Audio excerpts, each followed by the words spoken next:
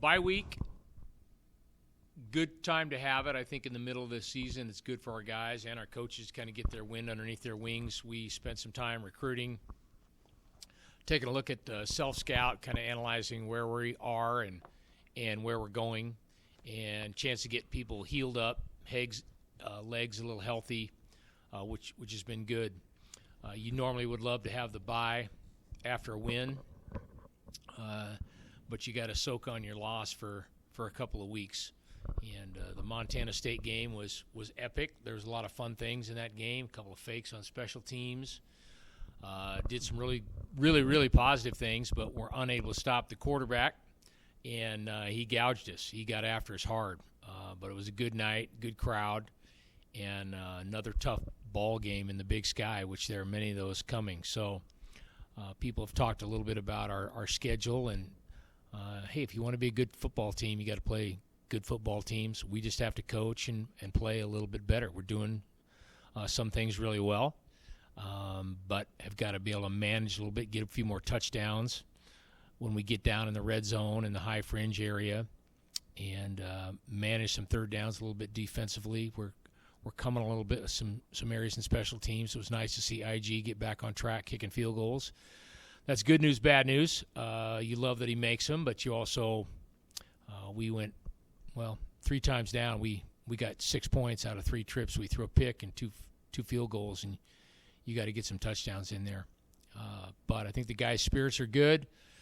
We know there's a lot of good football left in the league, and we just have to get back on the horse and get riding. Thanks, Coach. Question about what the schedule was last week for the players. Did you go Tuesday, Wednesday, Thursday? And then the other question is, I know it's also an opportunity to look at some guys that maybe haven't gotten some time yet, get a little deeper look on the roster, maybe a scrimmage with the guys that aren't into too deep. Anything like that go on, or any players emerge in any way? Scott, we've scrimmaged in the past, but then we also said, okay, we're just going to beat those guys up. Beat those guys up in the bye, so that's kind of tough. We roll a lot of those guys through with our normal group. But the schedule, we had a normal Monday, normal Tuesday, normal Wednesday, and that's really the bulk of when you game plan, at least for us in football.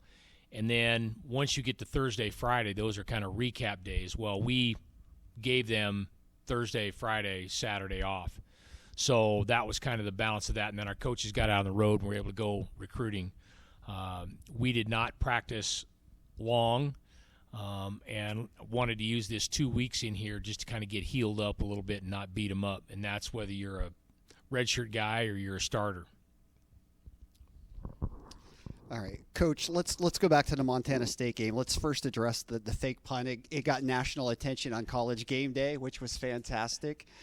Walk us through that play, because obviously it's one thing to go for a fake punt. It's another thing to take a couple of penalties first. And was that part of the ultimate deception? It actually is a great story, Scott, and I think it's a little bit synonymous with our program in a couple of respects. And so we have several fakes in our arsenal that we can use. Many of those are checked to by the personal protector, which in this case is Jay Smalley. And, of course, there's a huge anxiety level for those guys at some point of calling that, because if they don't get it, what are the ramifications? Well, I've told him there have been several games when I've said, hey, call it. So Jace is in our graduate school of management. He already has one graduate degree. He's going for another one. But I just keep telling him, I go, you're not going to be a very good leader. You can't take any chance. You have no authority. You have no gumption. So I've been kind of chiding him for 2 or 3 weeks. So he had said earlier in the game, hey, I think we can run it. And I'm like, you think? You think? So it wasn't like we'd planned necessarily to do it. Now, when we sent it, we were in kind of a tough spot in the high fringe, so we went out there. Hank goes, hey, let's take the delay, which is good. We weren't, in a sense, banking on calling it. Then we took the false start, so now it's 4th and 20. So, no, that was not on purpose. The delay was on purpose. So now here's Jay Smalley, who's been challenged by the head ball coach that, are you able to get outside your comfort zone a little bit? And the reality is people go, well, were you nervous? That it's either there or it's not.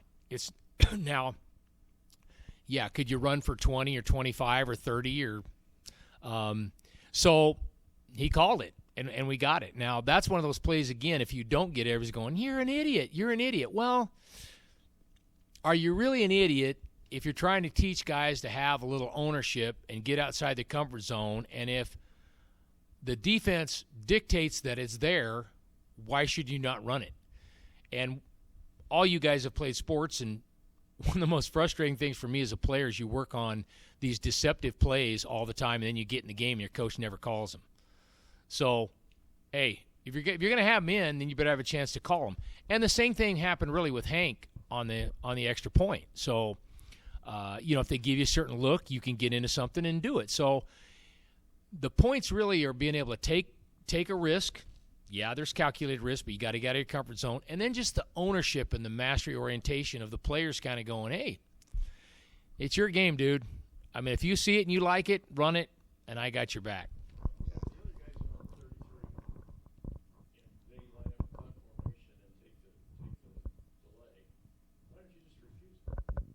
We would. I actually thought they were going to.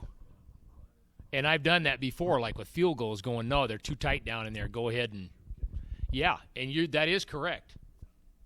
And I actually thought they were going to, but they didn't. Because I go, let's take the delay, and we were talking about it. I said, they're gonna decline it, but they didn't. So, Coach, you've been in a similar situation as a player here at UC Davis, going back to the early '80s, being at 1-4, and then running off a great streak. I know you've talked to your team about that, and just keeping in mind playing with fun despite where things might be at the moment. Can you talk about that a little bit? Yeah, it's, as you guys know, there's been so many moments here in my career back here coaching that have echoed in the past for many reasons. And yeah, we went 1-4 in 81. We're in danger of breaking the streak. And of course I was a new guy, and I remember us having a players meeting, and we decided we were going to get these stickers, these Aggie Pride stickers, and put them on the front of our helmet. And Coach Soker kind of took umbrage to that, which puzzled me at the time, but I also understood what he was saying in that, oh, we're just going to put this sticker on there? That's going to change things? I mean, what is that going to fix? But it was a pretty heartfelt players meeting, and guys just deciding, hey, we're going to be all in and go do this deal. And we did. And we won out, and then, of course, we won a lot of games the next year. We went to the national championship. I talked about that a little bit with our guys, and there's several factors you get into. One, everybody wants to play for a championship. Get that. Totally get that. In FBS football, playing for a bowl game. Get that. But so there's one of just playing for pride, playing for fun. Some guys got a month and a half of football left, and then that might be the last they ever play. You have a couple of rivalry games on the horizon, and you've got the opportunity to be in the playoffs. I totally believe that, there's going to be more than 2 or 3 teams in our league that go to the playoffs. It's a very tough league, much like it was last year. So there's still a lot on the line. There's pride, there's rivalries, and there's an opportunity to get in the playoffs. So, and still that trying to find our best football in front of us.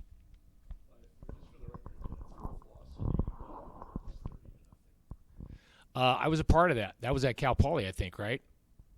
Yeah. That's where Soker stood on the field with Ken O'Brien for about half an hour. Wouldn't let us near him. Yeah, I was part of that game. That was a long ride back from Slow. You referred to it, but just the inefficiency red zone offense. Now, what are some of the things you can specifically do to address that? Well, I think you got to run the ball a little bit better when you're down there. I mean, we've had some opportunities where we've dropped some footballs, but the closer you get to the goal line, the more you have to be able to run the football. That's part of it. And with Yolonzo doing everything all season long, but throwing that pass as well, that was a nice wrinkle. Well, we always talk about deceptives. I love to do them because I'm into conflict of assignment and eye confusion, and they're fun. They're fun, and so we always have a few of those in our backpack going in. Have been on the ropes a little bit. They rallied against Cal Poly. Their quarterback is very electric. They have a bunch of really nice skill players. This guy, Chris Ball, has been around. He's an experienced coach, spent time in the FBS level. I think they kind of got off to a tough schedule as well. But they're a very talented team, and you guys know when we played them last time down there, it was kind of a back-and-forth game for a little while, and then we were able to kind of crack it open. He did, and it was a tight game until he got hurt. So he's gonna stir the pot, and he can run and he can throw, and they do a lot of things on offense, and they got a lot of good skill players. Coach, where would you say the resiliency? You have a very resilient team, but just right now after the bye, coming into what people look at as the second half of the season, where would you say that the mental makeup of the team is? I think it's good, Scott. Again, one of the great things I learned at UC Davis a long time ago is, don't get too high, don't get too low. Jim Soker and Bob Foster really was a master of that. Your opponents were nameless, faceless, and while sometimes fans don't always like that, you try to just be your best every day and bring it no matter what. Now, again, sometimes that gets a little fluffier than other times. We get that. But I think the more you just kind of focus on that, the more that's an achievable goal, and it's a resounding philosophy that people can hang on to, whether it's football, school, or life. And that's really, really where we live. It's not so much you want to win, no question. You want to win. You hate to lose, but it's really about, are we trying to be the best version of ourselves every day, regardless of the circumstances, and play that out? And like I said, I learned that when I was here, however long ago, 50 years ago. Is there a difference in the mood? Last year you were 5-0 this time. This year you're 1-4. Is there a difference in focus, mood, anything like that? I'll be honest with you, Bob. I don't think really. I think if you watched our practice and the way we run around, I don't think you'd go, "Oh yeah." And I don't think our guys were going, "Oh yeah, because we just don't really operate that. We're not." And as I told these guys before we hit this stretch, is I didn't know what was going to happen this part of the season, and we could have been 5-0. So what does that mean? Well, basically nothing. Nothing other than maybe your chances for winning a championship are a little bit higher at this point. So I don't think there's that. We just don't really approach it like that. And I know that seems, come on. We just live that. We really don't. And like I said, I learned it a long time ago here, and it's served me well over 40 years of football. Coach, you've seen a lot of great performances over the years. Shawn Chambers, how would you rank what he did? He was amazing. He really was amazing. I think their quarterback is supposed to be healthy and coming back this week. And I told some of the guys on the staff, I don't know why that would matter. Big, strong, fast, and to his credit, when we made him make throws, he made them. So, pretty talented player for sure. But when you're 6'3" or 6'2" and 230, 235 and run like that, obviously, the two long runs and then the two third down conversions where it was third and long, and he got those, and he got one on the goal line. That guy was a major difference maker in that game.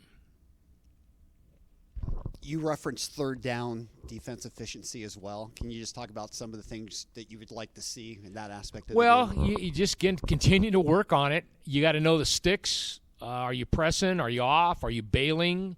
Again, those times where he ran for the first down, we were bringing 5-man pressure, but so just being able to get people in proper leverage spots and understanding where the sticks are, and we do it. We do it all the time, but obviously not well enough.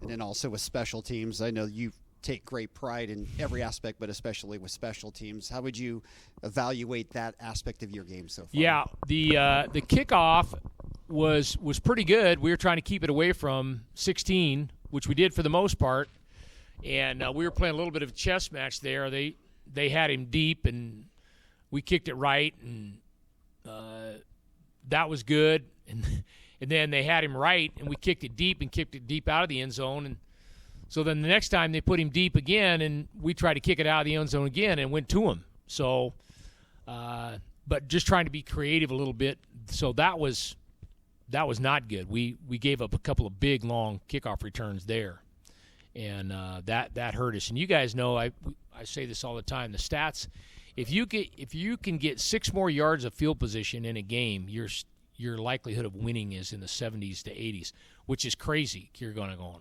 huh? But it's remarkable how just 6 more yards of field position will win you some games.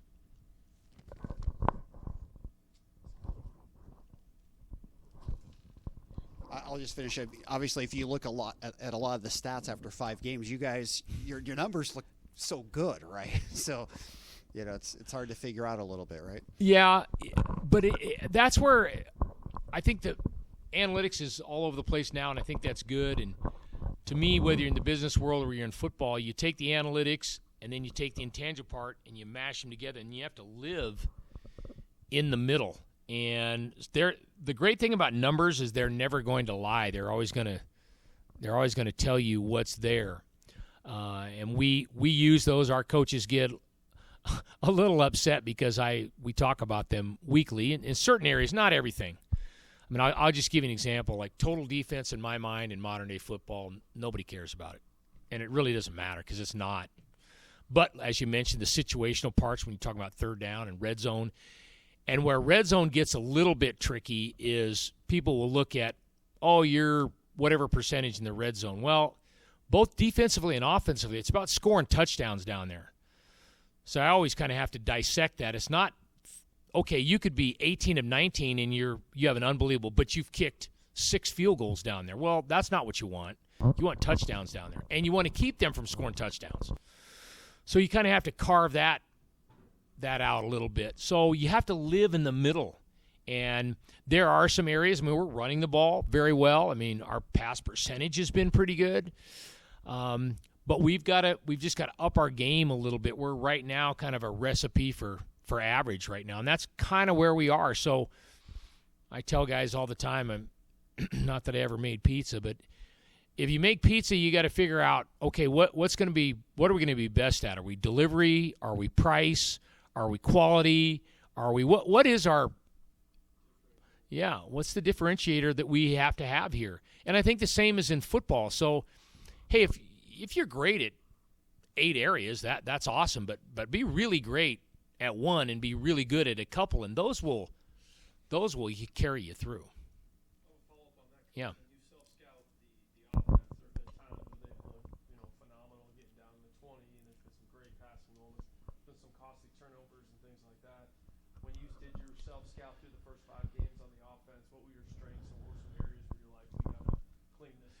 Well, we're running the ball well for an average. And, again, I don't look at total yards because people could hand it off 40 times a game. So you're looking at per carry average, which we're doing pretty well there. We're doing a nice job protecting the football. We're doing a nice job catching the football. I think where we're lacking a little bit is explosive plays, being able to generate explosive plays. And I think those are always an indicator, again, of success. When you look at explosive plays and turnovers, those are two, but nobody charts explosive plays. Those are things you have to dig up on your own. But and everybody has a little bit different differentiation for that. And then just be a little bit more efficient as we manage. You got several areas. You've got once you get past the 50, what are you doing there? What's the fringe area? What's the high red? What's the low red? You have to have a mechanism each of those areas and be able to kind of maximize that. So those are the things we've been working on.